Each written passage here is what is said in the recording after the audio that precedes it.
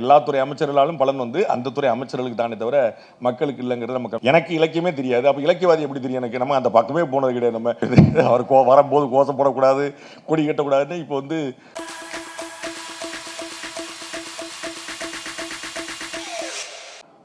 ஊரில் ஒரு பழமொழி சொல்லுவாங்கல்ல, திண்ணையில் கடந்தவனுக்கு திடுக்குன்னு வந்துச்சா வாழ்வு. அந்த மாதிரி நிகழ்ச்சி தொகுப்புரை வழங்க வந்தவங்களுக்கு ஆசான் கையிலே ஒரு பரிசு, நினைவு பரிசு அப்படின்றது வந்து உண்மைக்கே ஒரு பெருமித தருணமாக இருக்குது.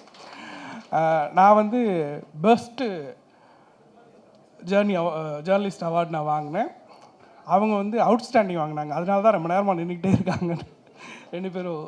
இந்த நேரத்தில் அதை நினைவு கூர்ந்து எங்களுக்கு ஒரு நினைவு பரிசை கொண்டு வந்த மாலன் சார் அவர்களுக்கு நன்றி. சார் வந்து குறிப்பிட்டாங்க, இது விமர்சன உரையா இல்லை வாழ்த்துறையா அப்படின்னு சொல்லி யோசித்துட்டு இது விமர்சன உரைன்னு போட்டிருக்கீங்க, விமர்சனம் பண்ணலாமா அப்படின்னு கேட்டாங்க. இன்றைக்கு இலக்கிய உலகில் புத்தகத்தை படிக்காமலே மேடை ஏறுவதும், வாழ்த்துறை என்று போட்டுவிட்டு விமர்சன உரை நிகழ்வதும் வாடிக்கையாகிவிட்டது. அதனால் திலகபாமா அக்கா சொன்ன மாதிரி இல்லை, நம்ம விமர்சன உரையாகவே போயிடுவோம், நல்லதோ கெட்டதோ எதுவும் நேர்மையாக ஏற்றுக்குவோம் அப்படின்னு சொன்னது அவங்க தான். வாழ்த்துறைன்னு தான் அதில் இருந்தது. ரெண்டு பேருக்குமே வாழ்த்துறை வேணாம், விமர்சன உரை அப்படின்னு சொல்லி மாற்றுங்கன்னு சொன்னாங்க. சார் சொன்ன மாதிரி எந்த ஒரு விமர்சனத்தையும் துணிச்சலாக எதிர்கொள்ளக்கூடியவர் திலகபாமா அக்கா அவர்கள்.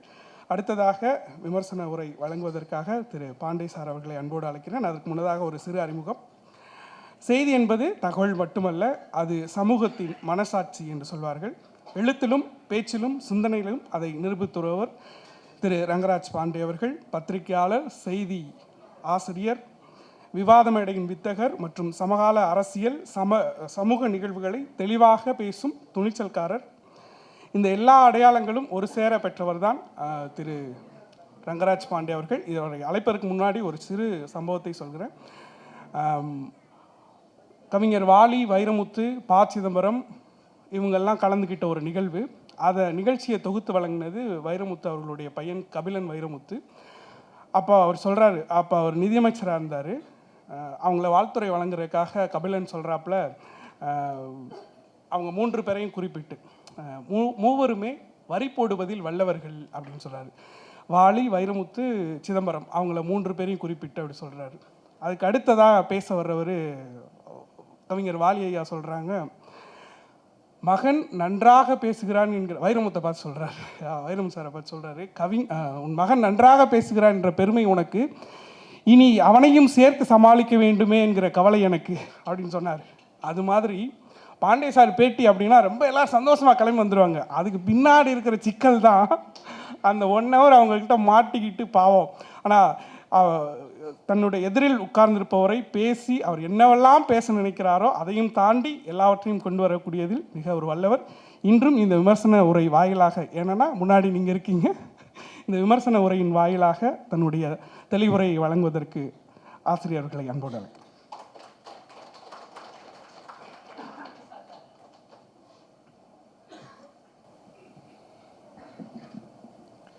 எல்லாருக்கும் இனிய மாலை வணக்கம்.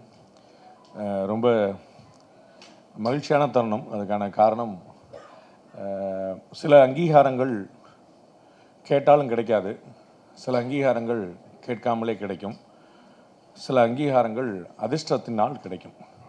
எனக்கு இன்றைக்கி வந்து ஒரு பெரிய ஒரு அங்கீகாரம் கிடைச்சதாகவே நான் பார்க்குறேன். எங்களுடைய அண்ணன், மூத்தவர், முன்னோடி திரு மாலன் அவர்களோடு சேர்ந்து ஒரு மேடை பகிர்தல் அப்படிங்கிறது ஒரு பெரிய அங்கீகாரமாக நான் வந்து பார்க்குறேன். அவருக்கு மூத்த பத்திரிகையாளன் போட்டு ரங்கராஜ் பாண்டேக்கு மூத்த பத்திரிகையாளன் போடுற மாதிரி ஒரு அநீதி அவருக்கு வேறு நடக்க முடியாது. ஆனால் பரவாயில்ல, அவருக்கு நிறைய அநீதி நடந்திருக்கு. அதில் இது ஒரு அநீதி. மூத்த பத்திரிகையாளர்னா உண்மையிலே மூத்த பத்திரிகையாளர் அண்ணன் தான். அது வந்து முதிர்வின் காரணமாக அல்ல, முதிர்ச்சியின் காரணமாக, அவருடைய அனுபவத்தின் காரணமாக, எழுத்தின் காரணமாக. அவருடைய 16 வயதுலேருந்து எழுதிட்டு இருக்கிறேன் அப்படின்னு சொல்லி சொன்னார்னா, அப்போல்லாம் நான் பிறக்கவே இல்லை. அது வந்து அந்த மாதிரி அவ்வளோ பெரிய, நாங்கள் வந்து நிறைய பார்த்து வியந்த எழுத்தாளர். இன்னொரு பெரிய ஆச்சரியம் என்னென்னா, அவர் வந்து அக்காவுடைய ஆச்சரியங்களை சொல்லிட்டு இருந்தார். எங்களுக்கு வந்து பெரிய ஆச்சரியம் திரு மாலன் சார். அவர் வந்து ஒரு படைப்பாளியாகவும், ஒரு பத்திரிகையாளராகவும், ஒரு அரசியல்லையும் 3லையுமே கோலோச்சினவர். அது வந்து நான் ஒரு எல்லா இளவயது வாலிபர்களை போல் ஒரு படைப்பாளி ஆகணும்னு தான் பைத்தியமாக தெரிஞ்சேன். ஒரு ஜோக் சொல்லுவாங்கள்ல, 25 வயசு வரைக்கும் ஒருத்தன் கம்யூனிஸ்டாக இல்லைன்னா அவனுக்கு ஏதோ கோளாறு அப்படிம்பாங்க. 25 வயசுக்கு அப்புறமும் ஒருத்தன் கம்யூனிஸ்டாக இருந்தானா அவனுக்கு வேறு ஏதோ கோளாறு இருப்பாங்க. அதை மாதிரி சின்ன வயசில் வந்து எப்படியாவது பெரிய படைப்பாளி ஆகணும் அப்படின்னு எல்லாம் கிறுக்கல்கள், பாத்ரூம் கிறுக்கல்கள் எல்லாம் கவிதைகளாக நினச்சிட்டு கிளம்புற ஒரு குரூப்பில் வந்து சோப்பு சீப்பு கண்ணாடி வந்து மாடி முன்னாடி அப்படின்னு சொல்லி சொன்னால் அது ஒரு பெரிய கவிதை அப்படின்னு நினச்சிட்டு இருக்கிற ஒரு காலத்தில் நம்மளும் போய் அது ஒரு பாரதி வந்து எல்லாருக்கும் ஒரு துணிச்சல் கொடுத்த ஒரு மனிதன் இல்லையா. அவர் வந்து அந்த புது கவிதையாகவே வந்து மரபு கவிதையை கொடுக்க முடியும், மரபு தாராமல் ஒரு புது கவிதையில் கொடுக்க முடியும், வசன கவிதையில் கொடுக்க முடியும்னு எல்லாருக்கும் ஒரு துணிச்சல் கொடுத்தோம். அதனால் வந்து நம்மளும் வந்து பாரதிகளுடைய ஆயிரக்கணக்கான லட்சக்கணக்கான தாசர்களில் ஒரு தாசனாக கிளம்பி நம்மளும் வந்து கிளக்கிட்டு இருந்தபோது அப்போ நம்ம படைக்கிறோம் அப்படின்னு நினச்சிக்கிட்டு இருந்தோம். அதுக்கப்புறம் வந்து தினமலரில் கெரியர் ஸ்டார்ட் பண்ண பிறகு நானே எனக்கு சொல்லிக்கிட்டு இருந்தேன், அந்த மாதிரி வந்து லாரி மோதி வாலிபர் பலி அப்படின்னு பத்திரிகையாளர் பாண்டே உருவான பிறகு படைப்பாளி பாண்டே காணாமல் போயிட்டார் அப்படின்னு. அது ஏதோ பெரிய படைப்பாளி பாண்டே ஒருத்தர் இருந்த மாதிரி நானாக அப்படி நினச்சிக்கிட்டது. அப்புறம் வந்து அண்ணன் தான் வந்து அதில் ஒரு படைப்பு இலக்கியத்துலேயும் வந்து அசராமல், அந்த மாதிரி இப்போ ஊடக உலகத்துலேயும் வந்து அசராமல், அப்புறம் அரசியல் மேடைகளையும் ரொம்ப நிதானமாக வைகோ எவ்வளோ பேர் கண்டிஷன் போடுவார், அவருக்கே கண்டிஷன் போட்டவர்னா சாதாரண ஆளாக யோசிச்சு பாருங்க. நீங்கள் வந்து அவர் கடைசியில் அவர் கோஷம் போடக்கூடாமலே ஆக்கி விட்டீங்க. அப்படி வந்து அவர் வரும்போது கோஷம் போடக்கூடாது, கொடி கட்டக்கூடாதுன்னு இப்போ வந்து கொடி கட்டாமல் கோஷம் போடாமல் தான் இருக்கிறார் அண்ணன். நம்ம வந்து அந்த மாதிரி ஒரு நிலைமை கொண்டு போய் வச்சுட்டிங்க. அவருடைய மேடையில் நானும் உட்கார்றேங்கிற ஒரு பெரும் கௌரவம். அண்ணன் வந்து வெறும் புஸ்தகத்துடைய விமர்சனமாக மட்டும் இல்லாமல் படிக்க வைக்கிறதுக்கான தூண்டுகோலையும் வச்சிட்டார். கடைசி வரியில் வந்து அவர் வந்து எல்லாரும் இந்த புஸ்தகத்தை வாங்கி படிங்கன்னு சொன்னார். அது வந்து வாங்கி படிங்கிற வாசகம் இல்லை, அதற்கு முன்னாடியே அதை படிக்கிறதுக்கான தேவை இருக்குங்கிறத ரொம்ப அற்புதமாக சொன்னார். ஒன்று, பாஜக பற்றிய விமர்சனமே இருக்குது அப்படின்னார். ரைட்டு அப்படின்னு கட்டாயமாக எல்லாருமே பார்த்துருவாங்க. அப்புறம் ஜாதி சங்கங்கள் பற்றி விமர்சனம், ரைட்டு சோழி முடிஞ்சு வச்சுரா அப்படின்ட்டு அதை வந்து கட்டாயமாக வந்து பாட்டாளி மக்கள் கட்சியுடைய தோழர்களும் வந்து பாஜக தோழர்களும் கட்டாயம் பார்த்துருவாங்க அப்படிங்கிறக்கா சேல்ஸுக்கான ஏற்பாடு அண்ணன் வந்து ரொம்ப பியூட்டிஃபுல்லாக சொன்னார். எடுத்து அதை அழகாக கொண்டு வந்துட்டார். அண்ணன் வந்து ஒரு கவலை வேறப்பட்டார் பேசும்போது, இந்த அமைச்சர்களுடைய துறைகள்னால என்ன பலன் அப்படின்னு. ஏதோ செய்தித்துறை அமைச்சருக்கு என்ன பலன் அப்படின்னு யோசிச்ச மாதிரி, எந்த துறை அமைச்சரால் தான் யாருக்கு பலன்? எல்லா துறை அமைச்சராலும் அவர்களுக்கு தான் பலன்.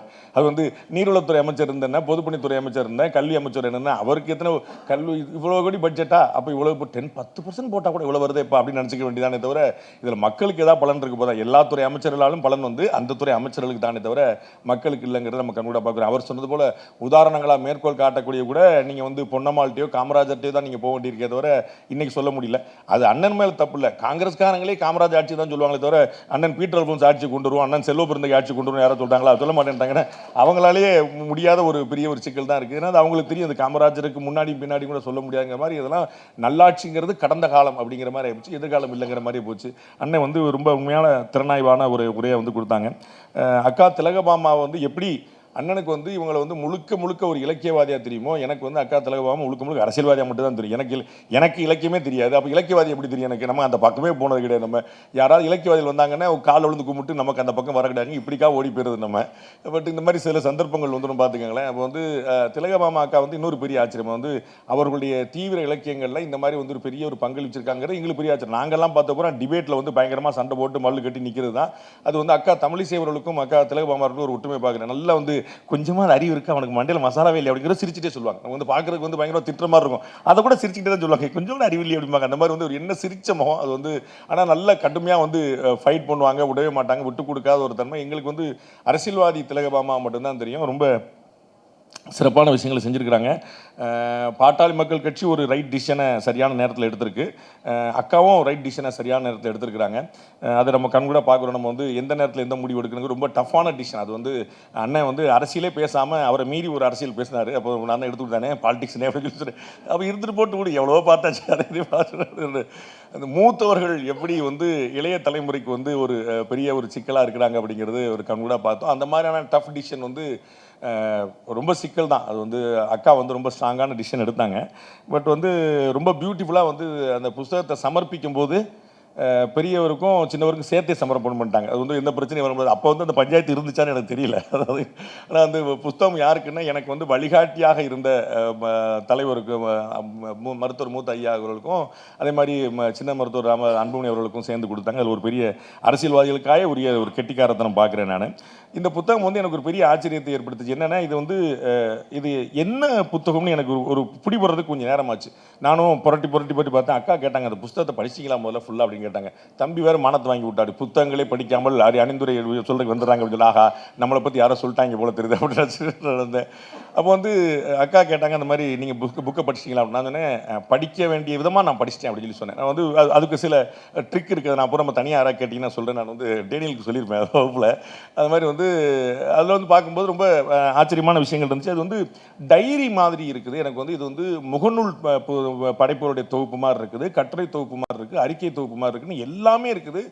அது ஃபுல்லாக நம்ம வந்து படிக்கும்போது வந்து ஒரு அவங்களுடைய அறிக்கையில் கொடுத்துருக்குறாங்க, அவங்களுடைய ஃபேஸ்புக் ஸ்டேட்டஸை கொடுத்துருக்குறாங்க, அவங்களுடைய கருத்தை வெளிப்படுத்திருக்கிறாங்க, என்றைக்கோ ஒரு கருத்து இருக்குங்க. அப்போ என்ன இருக்குன்னு பார்க்கும்போது நமக்கு வந்து முழுக்க படிக்க படிக்க படிக்க படிக்க எனக்கு ஒரு ரொம்ப ஆச்சரியமான ஒரு விஷயம் ஒன்று பிடிபட்டுச்சு.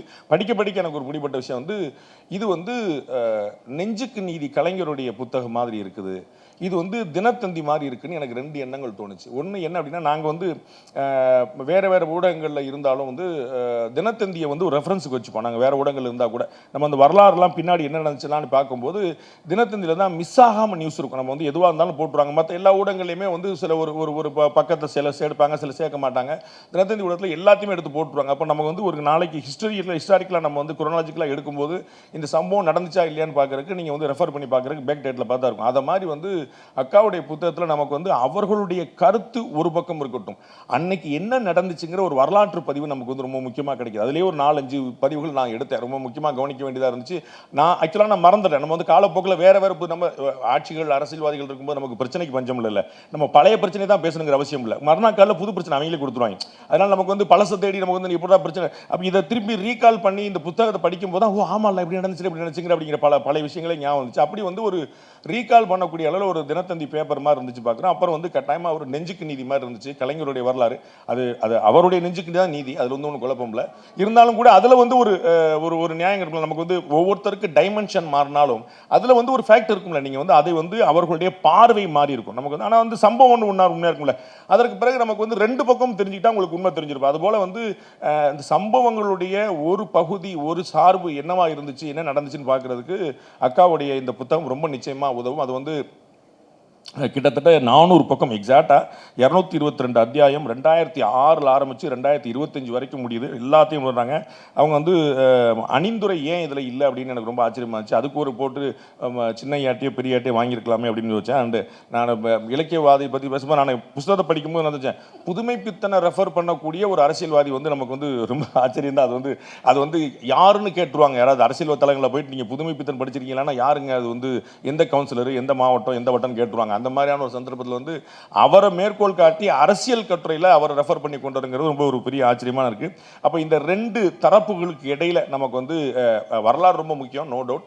வரலாறு பதிவு பண்ணிட்டே இருக்கணும். அது வந்து நிறையா நம்ம கேட்டிருப்போம், வரலாறு படிக்காதவர்களுக்கு வரலாறு கிடையாது, வரலாறு படிக்காதவர்கள் வரலாறு படைக்க முடியாதுங்கிற பார்க்குறோம். அப்போ வந்து இது வந்து ஒரு வரலாற்று பதிவாக நான் பார்க்குறேன். இத்தனை காலகட்டத்தில் கிட்டத்தட்ட ஒரு ஆல்மோஸ்ட் ஒரு 20 வருஷத்தில் வந்து ஒரு 222 கட்டுரைகள் அந்த மாதிரி வந்து பண்ணியிருக்காங்க. அப்போ அவ்வளோ தொடர்ந்து அந்த எழுத்து வரும்போது என்னென்ன சம்பவங்கள் நடந்தது அப்படிங்கிறது ரொம்ப முக்கியமான விஷயமா இருக்குது. அது வந்து கவனிக்க வேண்டிய விஷயம். அதில் உண்மை என்ன இருக்குது, அவங்க மாற்று பார்வை என்ன இருக்குங்கிறது அவர்களுக்கான விஷயம். அதை வந்து அவங்கவுங்க பார்வைக்கு வரும். அந்த பார்வைக்கு தூண்டுகோலாக இந்த புத்தகம் வந்து கட்டுரைகள் இருக்குங்கிற பார்க்குறேன்.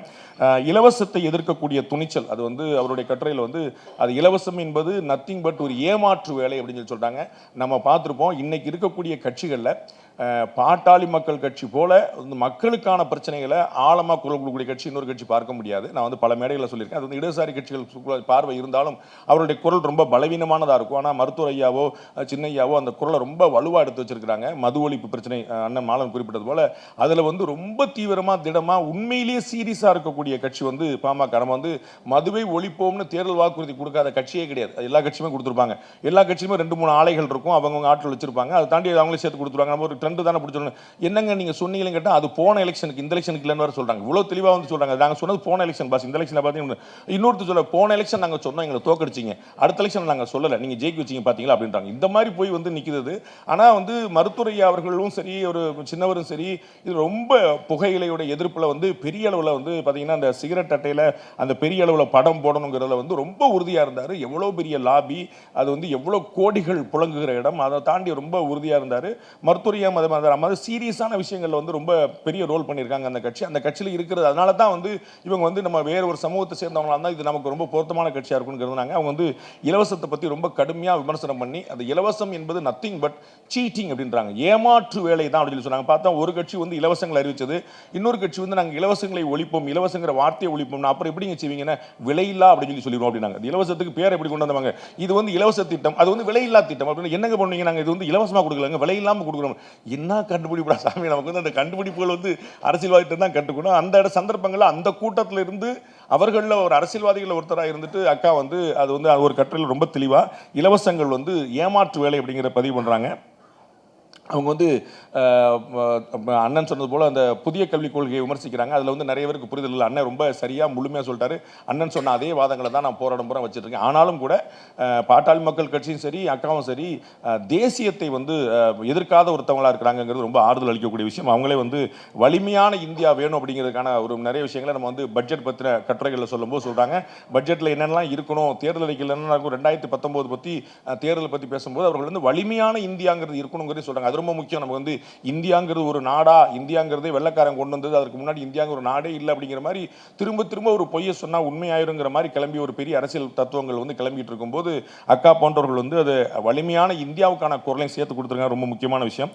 அண்டு இன்னைக்கு நம்ம பார்க்குறோம், நம்ம நடப்பதே காமராஜர் ஆட்சி தான் அப்படிங்கிற போய் நிற்கிறாங்க. அப்போ வந்து நமக்கு வந்து அக்காவுடைய புத்தகத்தை பார்க்கும்போது நம்மளால் ரீகால் பண்ண முடியுது. எங்கள் ஊருக்கு பக்கத்தில் மம்சாபுரம்னு ஒரு இடம், அந்த மம்சாபுரத்தில் ஒரு கவர்மெண்ட் பள்ளிக்கூடத்தில் ஒரு காமராஜர் சிலை, அந்த காமராஜருடைய சிலை வந்து ரொம்ப க்ஷீணித்து போயிருக்கு, ரொம்ப சுமாராக இருக்குது அப்படின்னு சொல்லிட்டு அந்த சிலையை புனரமைச்சு ரெடி பண்ணி கொடுக்கணும்னு சொல்கிறாங்க. ரெடி பண்ணி கொடுத்துட்டு அதே இடத்துல அதே பள்ளிக்கூடத்தில் அதே காமராஜரில் திரும்ப வைக்கிறாங்க. அனுமதி கிடைக்கல. ஜஸ்ட் இமேஜின், கற்பனை பண்ணி பாருங்க.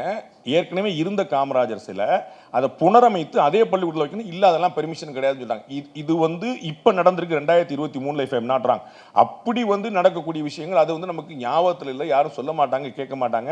அது கூட்டணி என்னாச்சு, இதெல்லாம் நமக்கு என்னன்னா இந்த புத்தகம் நமக்கு அதெல்லாம் ரீகால் பண்றதுக்கு ஆமாம்ல அப்படி நடந்துச்சு.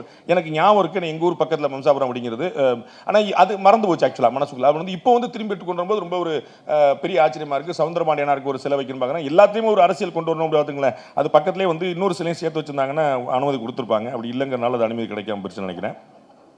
பட் அது மறக்கக்கூடாத ஒன்று சொல்ல இருக்கு. அதே மாதிரி இன்னொரு சம்பவம் அக்காவுடைய புத்தகத்தை படிக்கும்போது ஞாபகம் வந்துச்சு. சாத்தூரில் பட்டாசு ஆலை விபத்தில் வந்து 27 பேர் இறக்குறாங்க. அதுவும் எங்கள் மாவட்டத்தை சேர்ந்தது. 27 பேர், 1-2 ஒரே விபத்தில் 27 பேர் வந்து இறக்குறாங்க. அந்த இறந்தவர்களுக்கு 3 லட்ச ரூபா. அது வந்து அவன் பாவம் தொழில் பண்ணி வேலை பார்க்கும்போது செத்து போயிட்டான், அதனால 3 லட்ச ரூபா தான். குடிச்சு போய் செத்து போயிட்டான்னு 10 லட்ச ரூபா கொடுத்துருப்போம்.